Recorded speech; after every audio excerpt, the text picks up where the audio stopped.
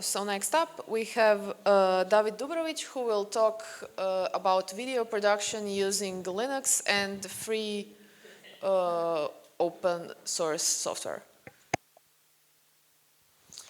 Hello everyone. So I'll talk about a bit about doing video production on Linux.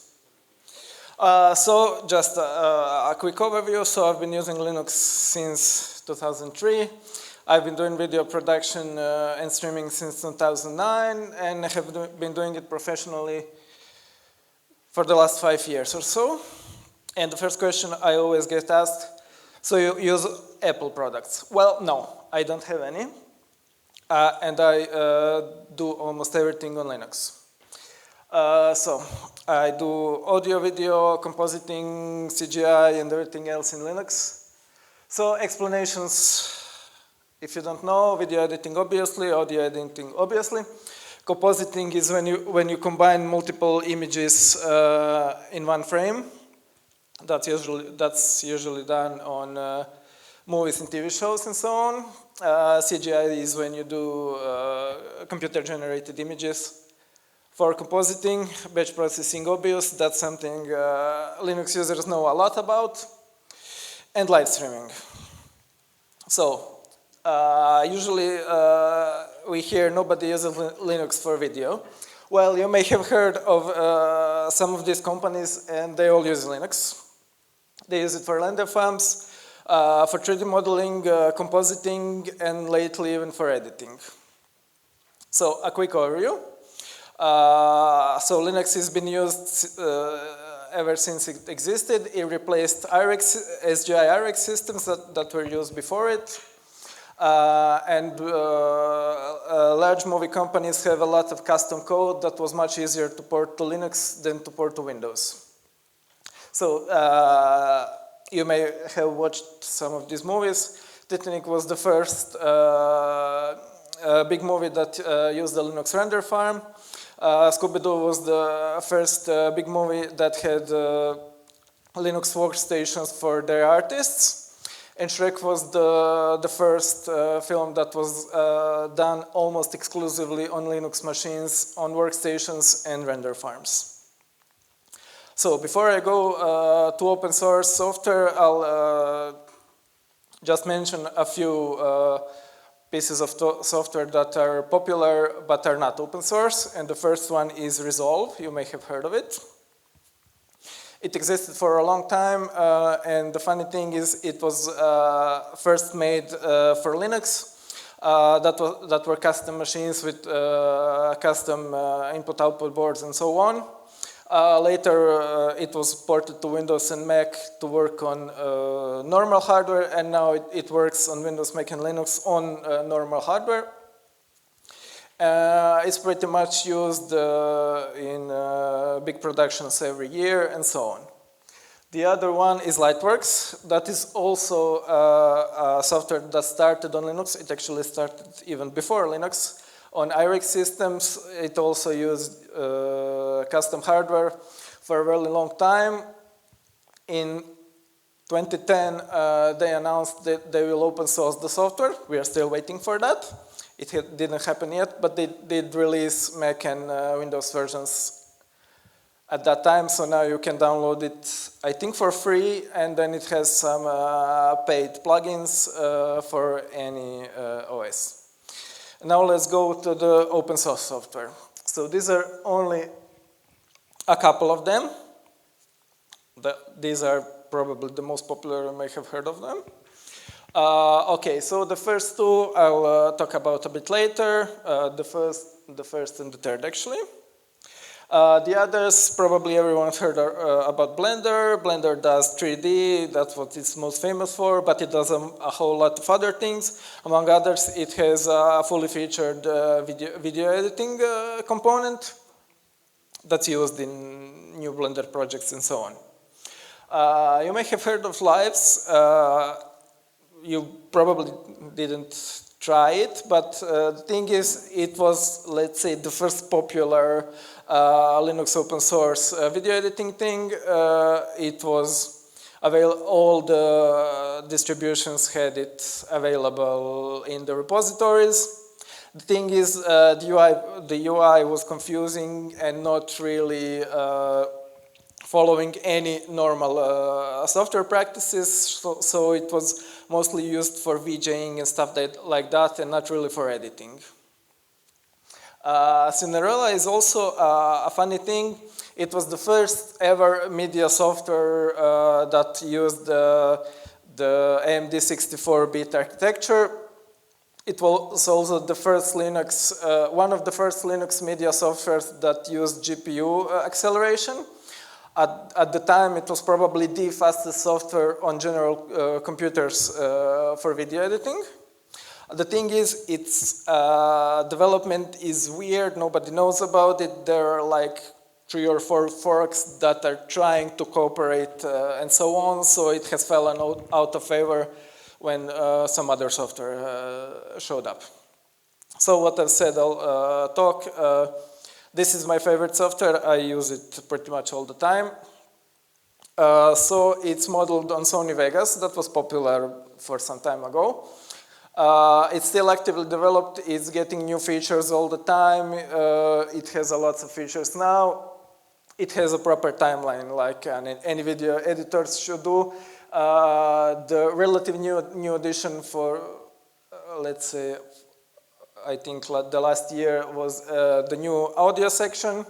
It has effects, it has transition, it has titles and so on, so you can pretty much do, if not fully professional, there at least semi-professional work on it. If you don't need all of that, there is OpenShot. It features the same basic workflow, but it's simpler, it has nicer looking buttons, it has less buttons. It may have a bit less precise timeline, but it's easier to use.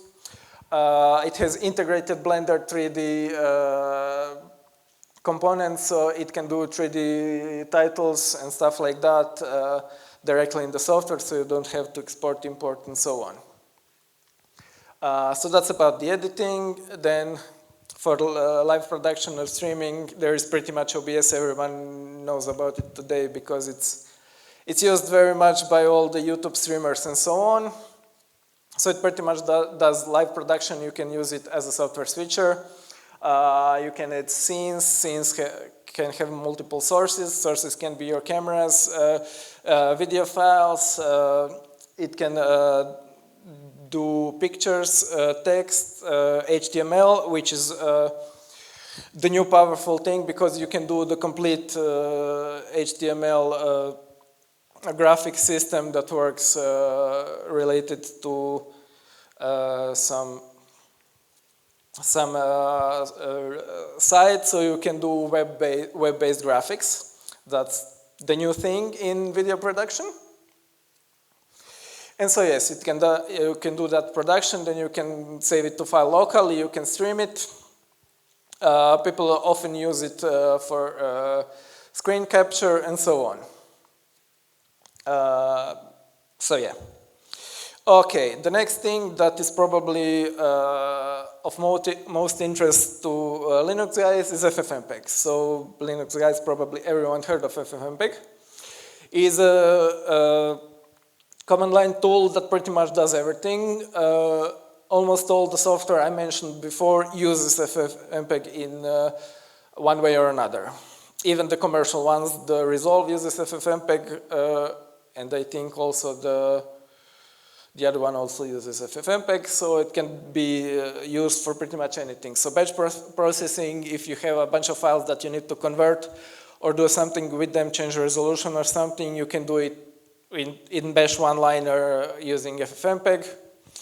You can stream local files, you can stream a capture, you can restream a stream. You can capture a stream pretty much. It can be used on the servers. I use it on a server, I'll mention it a bit later. So maxing, you can mix 2 different files, so you can use a video from one file, audio from another file, or you can concatenate file, you can cut files, you can pretty much use it as a command line video editor. So you can use it locally on your workstation, you can use it on some server, you can use it on cloud, it's used on CDNs, the video ones. Okay, that's about it. Most of it can be open source software. The problem is the hardware that is not always open source. So for your PC hardware, you'll of course need substantial CPU, but you'll also need GPU. More and more software uses GPU nowadays, so it's needed. Of course, there's NVIDIA, there's AMD, there's also Intel. That the new discrete GPUs have powerful enough for most of the software, and even the integrated have hardware encoding, so they can be used for streaming and stuff like that. Not really for hardcore editing, but for streaming certainly too. Of course, when we're talking video, we're talking large files and bitrates, so SSDs really enabled normal home computers to do things that needed professional hardware before. The problem is video capture. You don't get video capture in your normal computer. That's something you need to buy separately. There is a lot of proprietary Windows-only capture cards. They don't work with Linux. Some of them do. The thing is, most professional capture cards do work with Linux, and they work with video for Linux. They show up as UVC devices, so they can work with any software that supports webcams, including browsers, so you can do Meet or Zoom or a bunch of web-based video editing tools, right, like Restream and stuff like that. There is also Blackmagic Decklink series of cards. They use proprietary, they don't use video for Linux, they use proprietary systems. But they have proprietary Linux driver, but it works. And the thing is, they are among the cheapest of professional hardware, and also their system combines audio and video through the chain, as opposed to video for Linux that does two separate drivers for single cards, and then it can become desynchronized.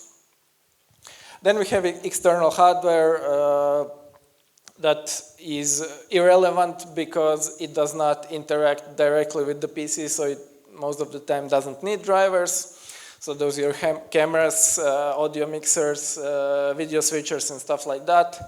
They usually do not need a Windows machine. They usually do not work with Linux because they have some proprietary software, but that software is most often used for firmware updates and stuff like that. So if you can have a single Windows machine just for that, you can do everything else in Linux. Okay, so I'll just explain my workflow, how I work.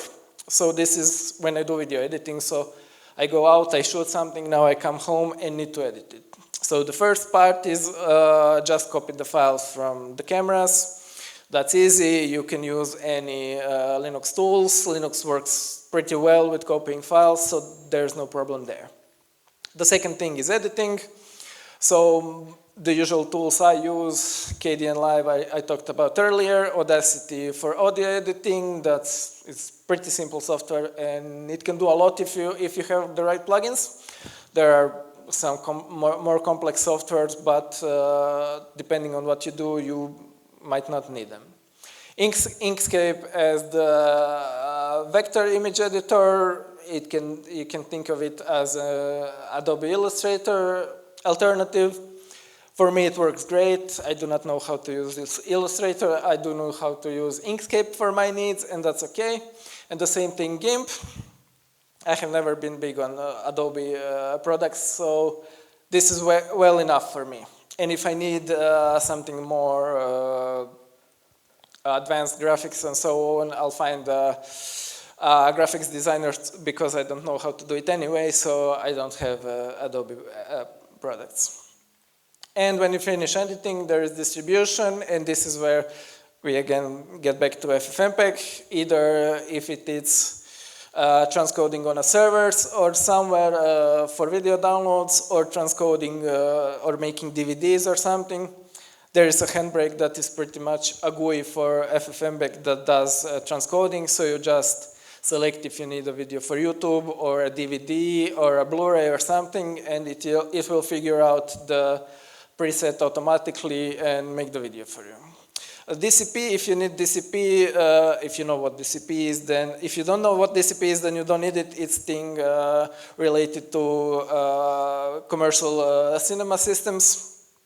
Anyway, there are free software that can create DCP packages that I've checked work on most usual DCP systems.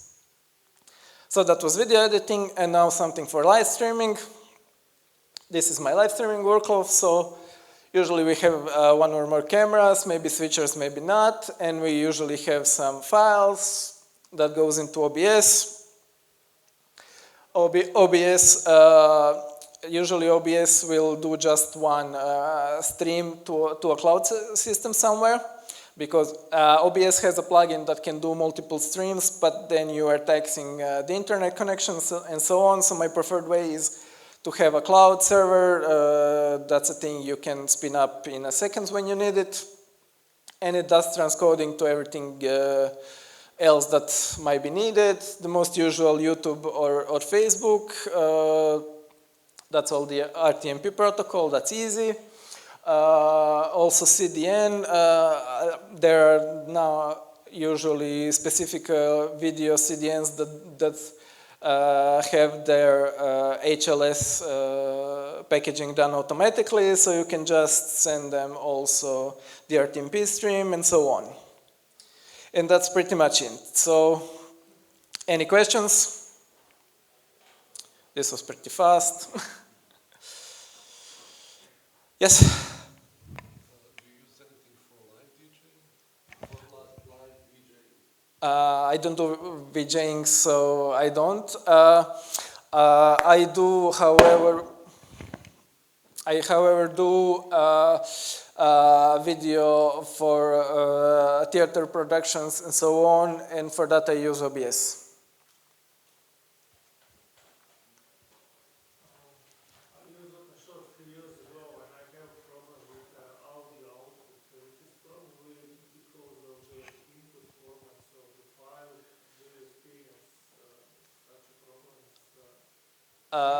Open shot problems. Was it that it did not recognize audio or something else? No, it was okay in preview, but when you create the output result, they have some flaws in audio in the output file. That can be because of resampling. Maybe the file was too loud, and when it's too loud, it cannot be resampled properly. It can be that something was amiss in the mixer, either a configuration error or a software bug, I'm not sure. When I tried it, it worked okay. I use it from time to time, and it gets regular updates, so if there was a bug a few years ago, it's not there anymore. Yes? Did you ever have any major issues regarding to drivers on the Linux? Or did you ever face any roadblocks that caused by Linux drivers? Which drivers? Because I've been having fun with Linux drivers since a very long time ago. I still remember FGGLX, the ATI drivers. That was fun. But in the last, I'd say since AMD bought ATI and released free drivers, I didn't have much problem with Linux drivers. All the other hardware except graphics, I usually, before I buy, I check Linux compatibility, and I haven't had problems with that.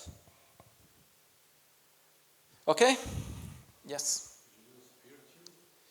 Not really. I tried. I played with it. I tried it, but I didn't. I yet didn't found a way to use it in production. Okay. Is that it? Then we're done.